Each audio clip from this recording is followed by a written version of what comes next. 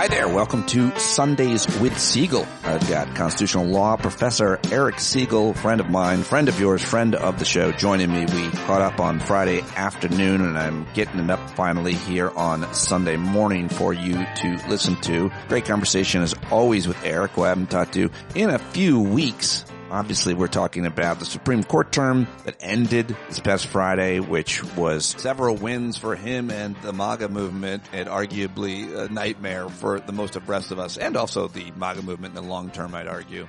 Culminated in a 6-3 ruling, largely eliminating the main tool that his opponents, i.e. us, activists, Democrats, humans, have to thwart his aggressive agenda. So it was a tough term. We knew it was going to be. It's not a shock. If you were paying attention to it, would have been if any of these cases or many of these cases were decided in ways that surprise us. But in this final case and others, the justices, according to the New York Times, used truncated procedures on their emergency docket to issue decisions that gave our dear leader some or all of what he'd asked for in cases dealing with immigration, transgender troops, and the independence of government agencies. The emergency rulings in his favor were theoretically temporary and provisional. In practice, they allowed the president to pursue his policies indefinitely and sometimes irreversibly. That's the way the big piece starts at the New York Times. So I've got Eric Segall here to examine mainly just two of the decisions that were released on the final day of the term, and the court won't meet again for, it looks like, is it 3 months? Let me see here.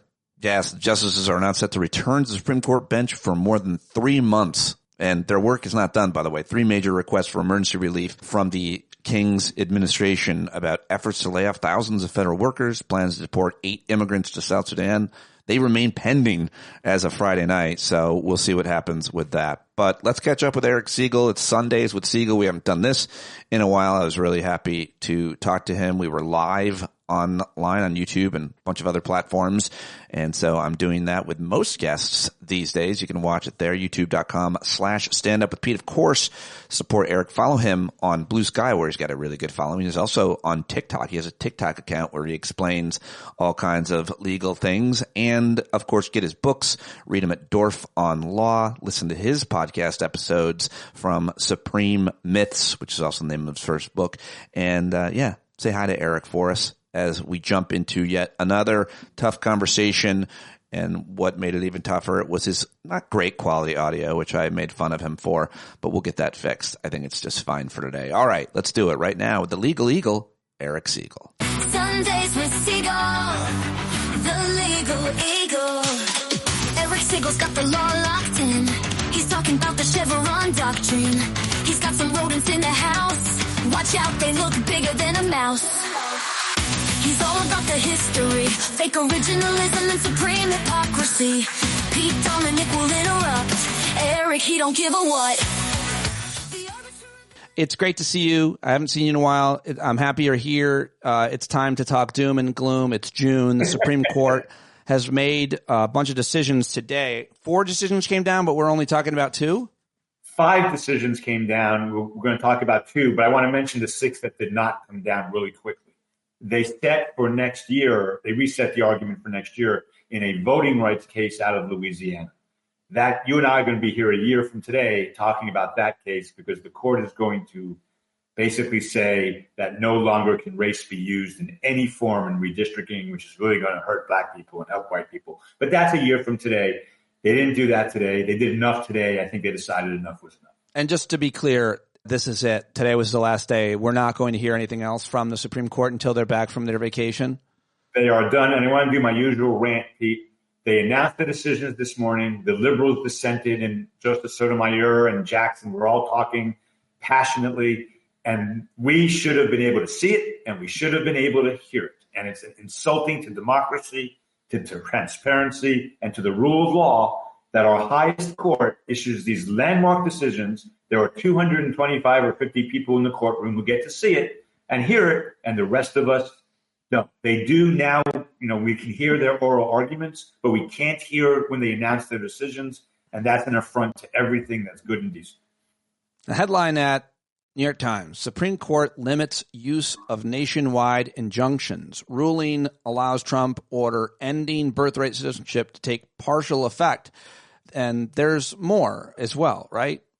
Yes, there's two big cases we should talk about. Okay. The birthright citizenship case and the, I think, more important case, the Let's Destroy Public School case, which is out of Maryland, which we should spend most of our time on, I think. Okay. So let's start with birthright citizenship.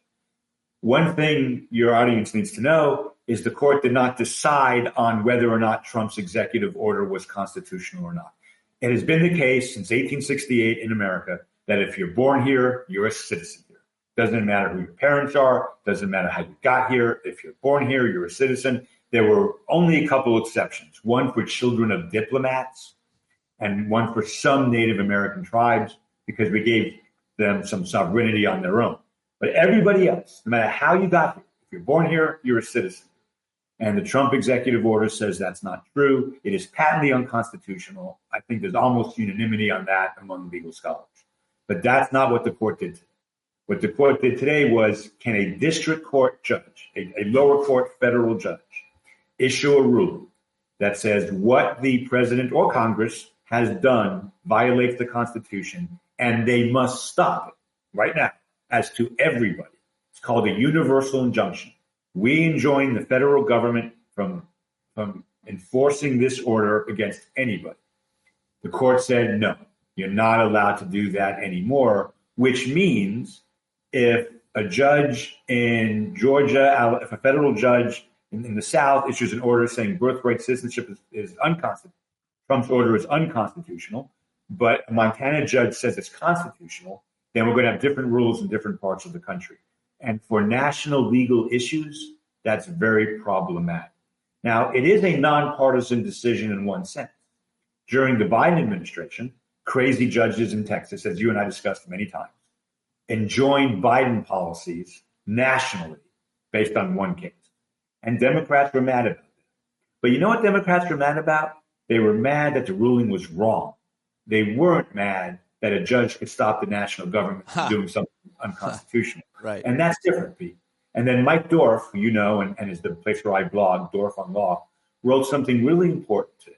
And I'm glad he finally said it, Pete.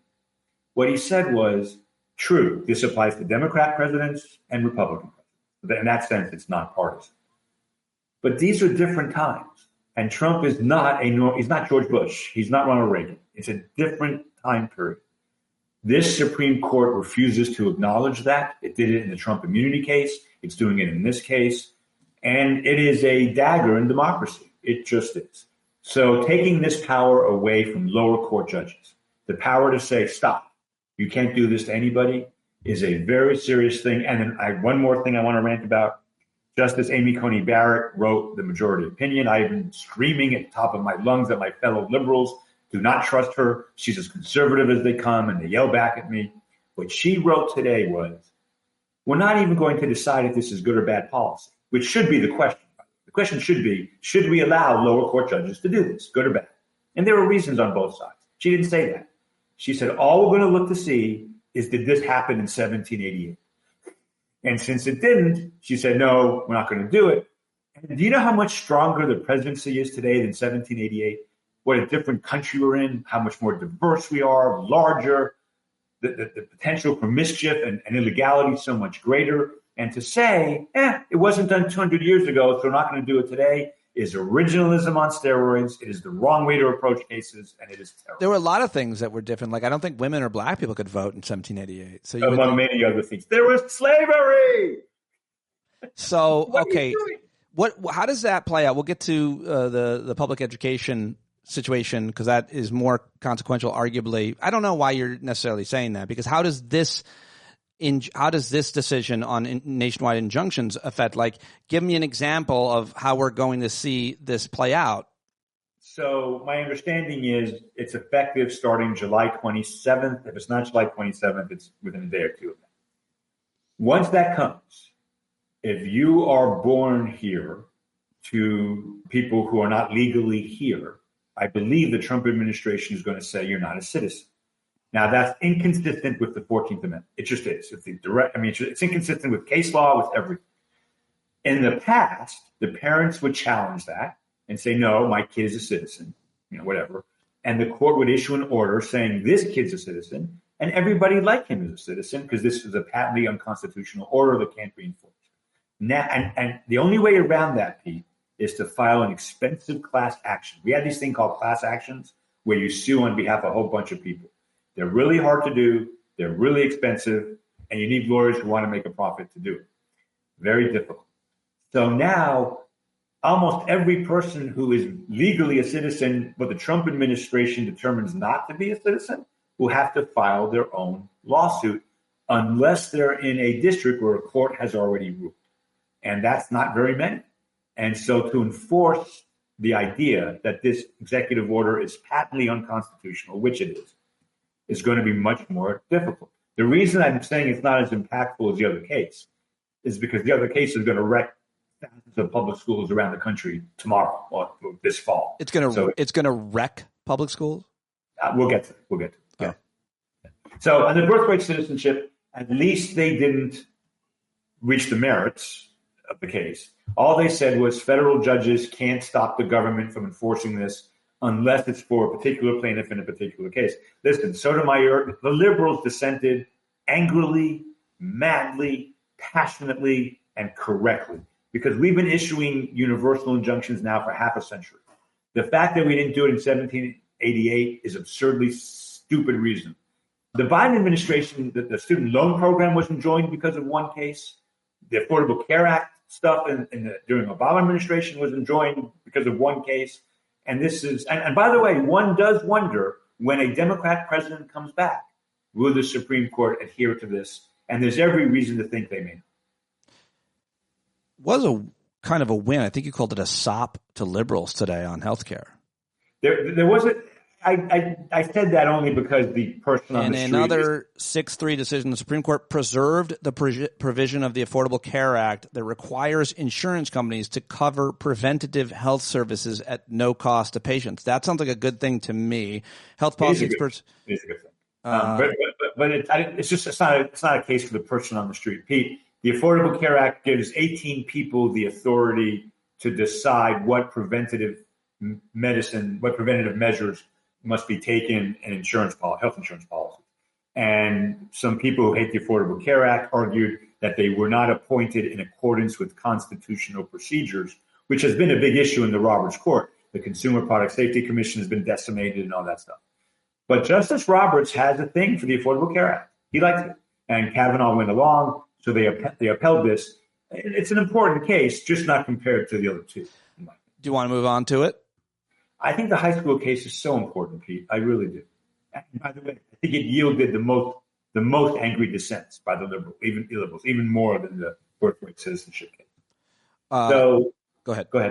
Well, let me tell it in the way of a story, if I could. Okay. Montgomery County, Maryland, is, I think, one of the biggest, largest, and most diverse school districts in the country. It's definitely one of the most diverse. And a few years ago, some religious parents objected to their children being exposed to classes, books, and ideas. And ideas are the important part of that.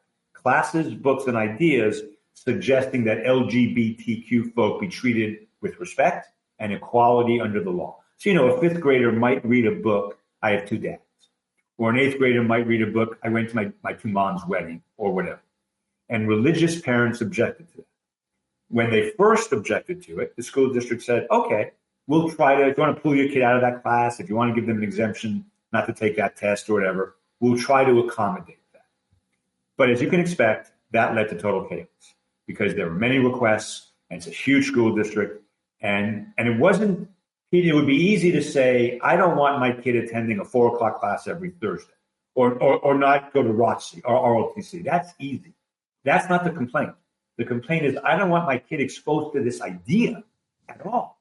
So if you read a book on a Monday and you're still discussing on a Thursday, or a student raises it on a Thursday, there's no way you know if that's going to happen, right? So the school district said, we're really sorry. Too bad. We can't accommodate you anymore, which is what they wanted anyway. Because then the parent, this is part of ALEC's attempt to destroy public schools in this country.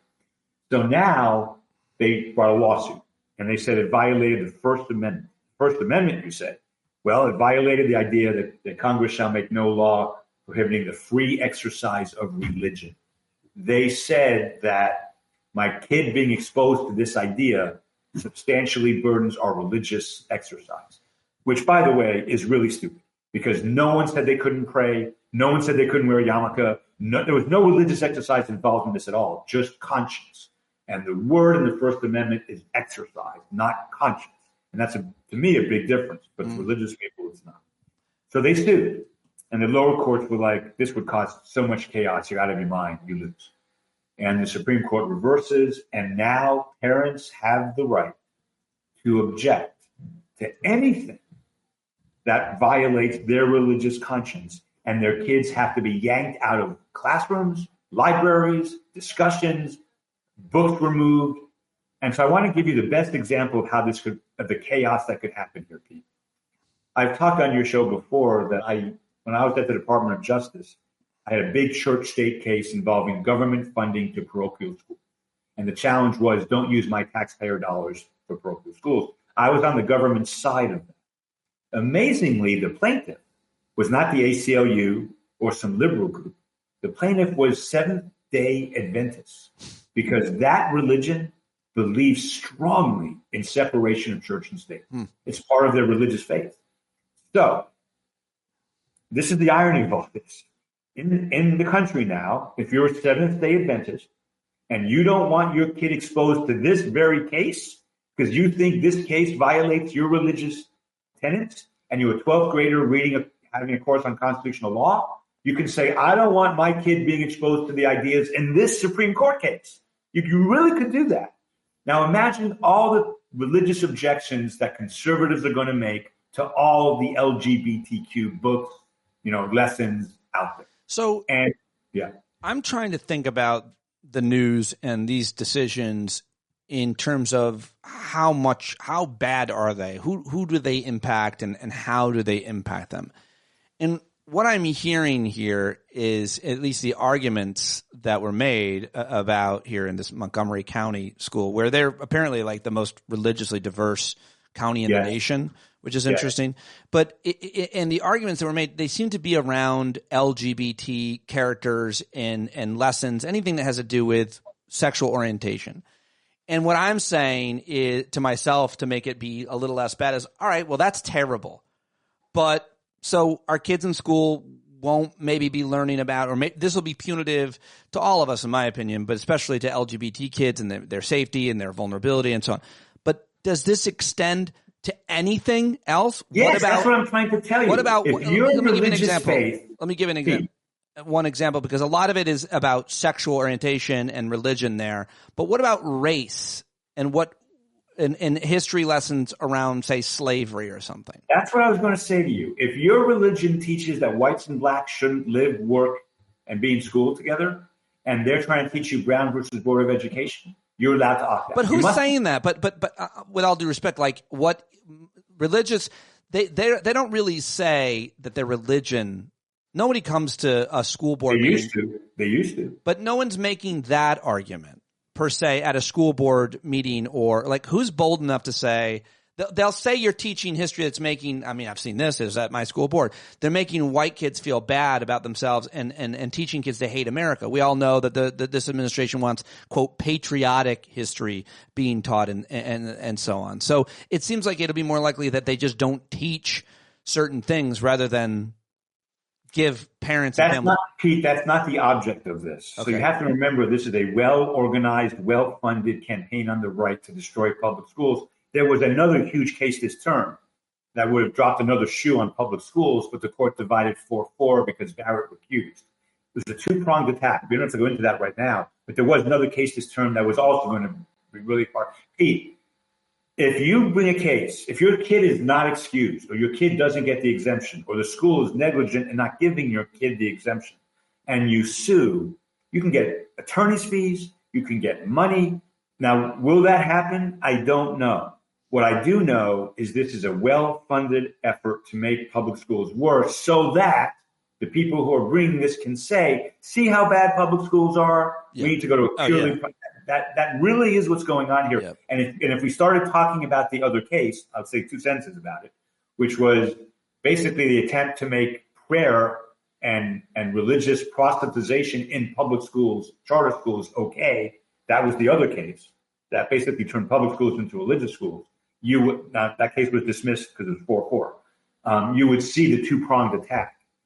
You don't have to trust me. I put on Blue Sky today Justice Sotomayor's quote, where she describes that the chaos from this decision will render the administration of public schools impossible. Those are her words, not mine. So you can believe her if you don't believe her. Well, I mean, what I really want to do, and I will next week, is talk to some public school administrators and school board types, as well as teachers and union leaders, about what this will mean. They were all on the other side of this case. Well, yeah, I know that. Yeah. And this is just one part of the attack that you've been talking about from many different viewpoints, and I've been talking about from others on public education that has been underway from the right for as long as we've been here, for as long as, the decision to segregate schools. Right. This really, I mean, it's amazing, but it all ties back to originalism too, which began as a response to Brown versus Board of Education by people like William F. Buckley. Yeah, famous people like that. And I, by the way, I think you know as much about this next sentence as I do, but the attack on public schools here is definitely race-based, right? That's what's going on. I mean, it's certainly race-based primarily, but now it's clearly sexual orientation and identity-based too. So it's trying to not only limit opportunity, but also, I would argue, limit safety, create more danger physically, and lastly, they're doing everything they can to make sure that a child who identifies however they identify doesn't feel comfortable, doesn't feel seen, and is ashamed to be open about who they are. And that is grotesque and horrible and hateful and will kill kids, because kids will kill themselves. And Pete, Justice Sam Alito began the opinion after the initial remark, began his opinion by saying a lot of people are offended by same-sex marriage, and yet their kids have to read that same-sex marriage is okay. It is not a coincidence that he started this way. A year ago, you asked me, will the same-sex marriage decision be overturned? And I said, almost certainly not. And I'm the guy who said Roe was going to be overturned, which I was right about. So I said to you, no, I don't see a world where that happens. Pete, I don't feel that way anymore. They'll never make it retroactive. If you were married 3 years ago, 5 years ago, a same-sex couple, you'll still be married. But this Supreme Court is inviting a lawsuit to reconsider that. Well, speaking of retroactive, is your citizenship retroactive? No. If you're a citizen on July 26th, you're a citizen. Okay. It's only if you're born in America after July 26th. Well, that's how the executive order reads today. They could change it. But as of today, if you're a citizen on July 26th, you're a citizen. It's I guess I do want to say that I think Mike's an insightful guy, and he made a point that very few people are willing to make, but you and I should talk about this in the next year, as we talk about the Supreme Court. In 1936, I'll be done in 2 minutes. In 1936, FDR went on the national radio and said, we're in depression. We're in a freaking depression, and the court is destroying our country, and we have to exchange the old justices for the new justices. He called it an emergency. It was. After Dred Scott in 1857, when the Supreme Court said black people couldn't be citizens, Lincoln said it's a terrible decision, and we're basically in an emergency. We need the media to understand, somebody to understand, that this is not Reagan and Bush. This is not the Warren Court, which I don't like. I don't like the Warren Court. You know that. Even though it was liberal results, I don't believe those were the right decisions. This is a once in a generation or once in a history leader who is doing terrible things, and the court seems to be saying, go ahead. We don't care. It's really scary. Anything else happen today? There were a couple other cases that are important to some people, but not a lot. I would say again that the American people should, if nothing else, rally to the idea that if Justice Sotomayor is going to spend, which she did, 25 minutes reading an impassioned dissent about these cases, we should be able to see her. There is no video of that ever, Pete. It is gone from history. And it's crazy. It's just crazy if you think about it. That's my last comment. I'm reading Politico, email just came out. More action on the way. Chief Justice John Roberts announced from the bench that the court plans to issue orders next week on Monday and Thursday. Monday's orders are likely to include grants of review from a conference the justices held yesterday. Thursdays will likely address cases impacted by the decisions handed down this week. Is there anything? Well, so the citizenship case does create some procedural chaos in the lower court on this stuff. So they're going to have to do something about that probably. But they announced yesterday that today was the last day of the term. So that's why he announced that, because it's a surprise. Steve Vladeck, the shadow docket guy, great guy, was the first to break the news yesterday that term is over tomorrow. Apparently not. Pete, what happens when the Supreme Court finally ends the term? The justices, most of them go to Europe, go to Salzburg, go teach in faraway places, go on yachts. I wish they would start that today, because there's only more mischief coming next week. This is now clearly the worst court in American history. And we had some bad. All right. Well. And hold on. For loyal, regular people who listen to you and thus listen to me when I'm on your show, they'll appreciate this. After a 2-year horror show, I am back in my old house. The renovation is over. My life is better. The dogs are happier. And it's a very positive thing. We love to hear that. Unfortunately, we preferred you at your interim house because your audio in this new space is awful. So what if I fly down there and just set up a situation where your audio and video will just be perfect every time, because it's just echoey and you didn't decorate this space yet or something. They got to put a carpet down. It's a little echoey. You did that once before, like 10 years ago. Yeah, and you're welcome to do it anytime you want. Time to upgrade. You're broadcasting on one of those old record players with the horn. Walkie-talkie. Well, I'm 67 years old. Cut me a break. You have young kids. Get for God's sake. I have to see my kids. They're teenagers. They're out galloping. Yeah, I get it. You need a dedicated studio set up, and I'm going to come down there, and I'll stay in the guest house. That's actually a guest house now. We do finally have a real guest house, though not yet, because it has no water, but it will have been. It has no what? Water. Well, I'll come into the house to use the water. Anytime you want, my friend. Anytime you want. And to see your wife. Okay. Thank you very much for joining me today. I appreciate it. It's been way too long. I'm so happy to see you and hear your voice, regardless of what the bad gloom and doom that you need. All right. I'll talk to you soon. Thank you, my friend. Bye. All right, there he goes. That's it for Professor Eric Segall for today. He will be back soon, I am sure. Go thank him on Blue Sky and give him a subscription on TikTok and whatever else that he's doing. Listen to his podcast, get his books, all of the things. We love Eric. We really appreciate it and are so grateful whenever he joins us. I am so grateful whenever you join me here on Stand Up, and I cannot do it without your support. So there's all kinds of ways to support the show. You can write a rating or review on iTunes or Spotify, and you can subscribe to all of my channels, especially youtube.com/standupwithpete. The best thing you can do, though, is support it with your money. You can always edit your subscription up if you want to pay a little more. If you feel like you're getting a lot out of it or you're listening every day, then you can pay a little more. But as little as $5 a month, patreon.com/Pete Dominick. And I will be back here tomorrow.